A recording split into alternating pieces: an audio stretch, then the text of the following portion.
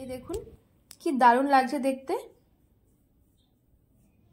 নমস্কার বন্ধুরা, আজকে আবার একটি নতুন রেসিপি নিয়ে এসেছি আপনাদের জন্য। আজকে আমি আপনাদেরকে করে দেখাবো পুর ভরা গোলাপ পুরি। পুরো গোলাপ ফুলের মতন দেখতে হবে, তার সাথে কিন্তু পুরো থাকবে। দেখতে যেমন, খেতে কিন্তু অনেক বেশি মজার। খুবই সহজ পদ্ধতিতে বানিয়ে দেখাবো, আপনারা একবার দেখলে কিন্তু বানাতে পারবেন। তো চলুন পুরো ভিডিওটা দেখবেন না টেনে, আশা করছি অনেক ভালো লাগবে। এইবার চলুন আমি পিঠের জন্য পুরটা বানিয়ে নিই। তো আমি এখানে পুরের জন্য নিয়েছি নারকেল। আর আমার থেকে না এরকম মনে হয়, এই দেখুন আমি এখানে নারকেলটা দিয়ে দিচ্ছি। এখানে এক মালা নারকেল নিয়েছি একটা নারকেলের। আর আমার থেকে না মনে হয় যে পিঠেটা আমরা পুর দিয়ে বানাই, সেই পুরটা যদি রেডি থাকে না, পিঠেটা বানানো কিন্তু খুবই সহজ হয়ে যায়, তাই না বলুন? আমার থেকে কিন্তু এরকমই মনে হয়। তো আমি এখানে নারকেলটা দিয়ে দিয়েছি। আর আমি এখানে দিয়ে দিচ্ছি কিছুটা পরিমাণে গুড়। মিষ্টিটা আপনাদের অনুযায়ী দিয়ে দেবেন। এখানে আমি অল্প পরিমাণে একটু গুড় দিয়ে দিচ্ছি। এবার নেড়ে চেড়ে সুন্দর করে একটা পুর বানিয়ে নেব।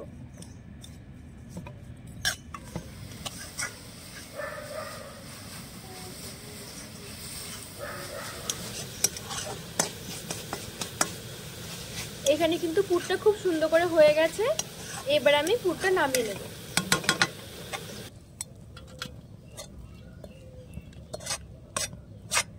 এইবার আমি কড়াইয়ের মধ্যে দিয়ে দেব 2 বাটি মতন। আমি এখানে লিকুইড দুধ নিয়েছি, এবার দুধটা দিয়ে দিচ্ছি।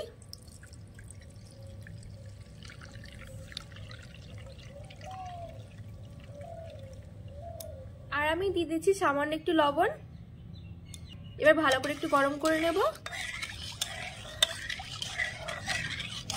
দুধটা এখানে ভালোভাবে গরম হয়ে গেছে। এবার আমি এখানে দিয়ে দেবো 1 বাটি চালের গুঁড়ো। যেহেতু আমি এখানে 2 বাটি দুধ নিয়েছি, সেই জন্য কিন্তু আমি এখানে 1 বাটি চালের গুঁড়ো নিয়েছি। এবার আমি চালের গুঁড়োটা দিয়ে দিচ্ছি। আঁচটাকে একদম হালকা রেখেছি এখন। এবার আমি ভালো করে মিশিয়ে নেব।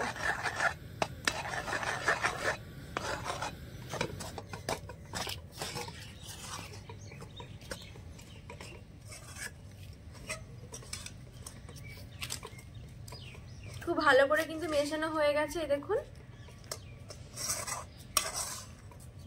এবার আমি নামিয়ে হালকা একটু ঠান্ডা করে নেব।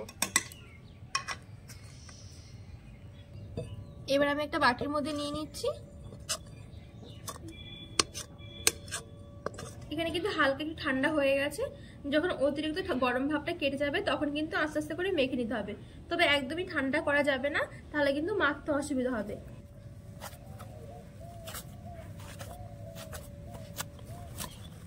এখানে দেখুন খুব সুন্দর করে আমি ডোটা মেখে নিয়েছি। এবার আমি এই ডোটাকে আমি 2টো ভাগ বানিয়ে নেব। এই যে, এবার আমি রুটির মতন করে বেলে নেব। উপর থেকে আরেকটু চালের গুঁড়ো ছড়িয়ে দিচ্ছি।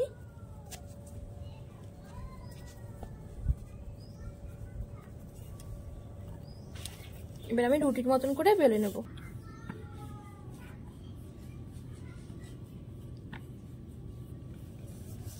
এখানে দেখুন রুটিটা কিন্তু আমি খুব সুন্দর করে বড় করে বেলে নিয়েছি। আর কিন্তু খুব বেশি একটা কিন্তু পাতলা করিনি, আবার কিন্তু খুব বেশি একটা মোটাও নয়। এবার আমি একটা গ্লাস দিয়ে এরকম করে গোল গোল করে ছোট ছোট করে কেটে নেব।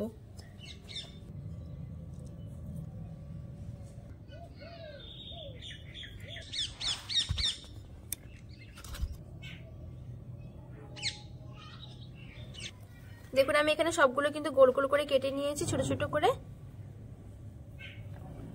এই যে,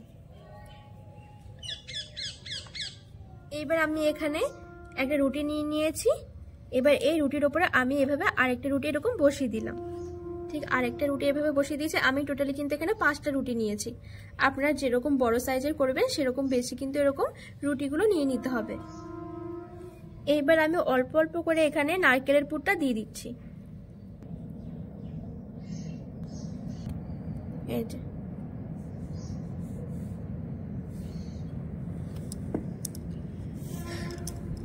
এবার ঠিক আমি এরকম করে এই রুটিগুলো ধরে এরকম ভাঁজ করে নেব। সেম ভাবে আমি সবগুলো এরকম ভাঁজ করে নেব।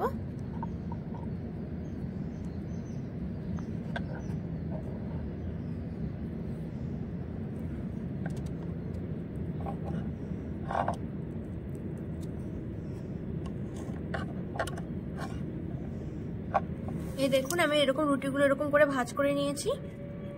এবার ঠিক আমি এরকম এই সাইড থেকে ধরে এরকম করে রোল করতে থাকবো ঘুরিয়ে ঘুরিয়ে।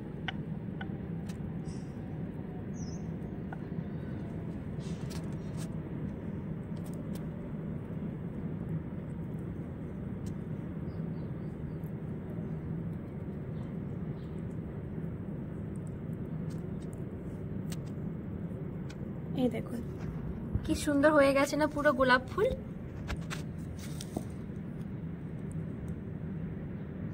এখানে দেখুন আমার একটা গোলাপ হয়ে গেছে।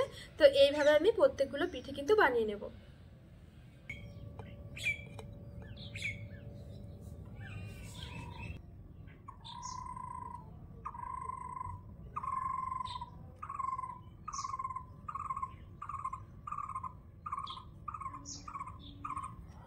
এই দেখুন এখানে কিন্তু আমার আরেকটা গোলাপ ফুলই হয়ে গেছে। একদমই সহজ, আপনারা কিন্তু অবশ্যই একবার বাড়িতে বানাবেন, দেখবেন খুবই সহজ আর দেখতেও কিন্তু খুব সুন্দর।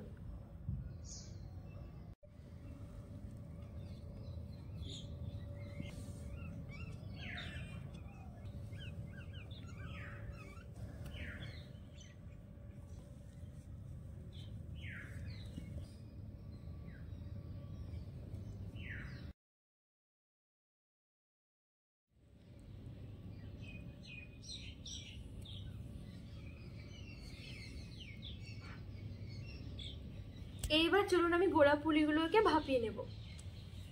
এবার আমি পিঠেগুলো ভাপানোর জন্য কিছুটা জল নিয়ে নিয়েছি একটা ডেকচির মধ্যে। এবার আমি এরকম একটা থালা চাপিয়ে দেব। এবার আমি পিঠেগুলো দিয়ে দিচ্ছি।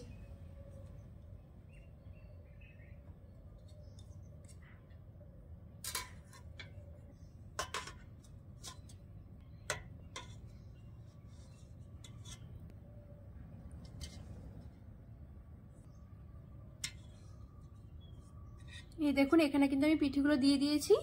এবার আমি ঠিক 10 মিনিটের জন্য এভাবে ঢাকিয়ে মিডিয়াম আঁচে রেখে দেব। পিঠেগুলো আমি 10 মিনিটের মতন ভাপিয়ে নিয়েছি। এবার চলুন আমি পিঠেগুলো নামিয়ে নিই, মানে দেখে নিই কেমন হয়েছে।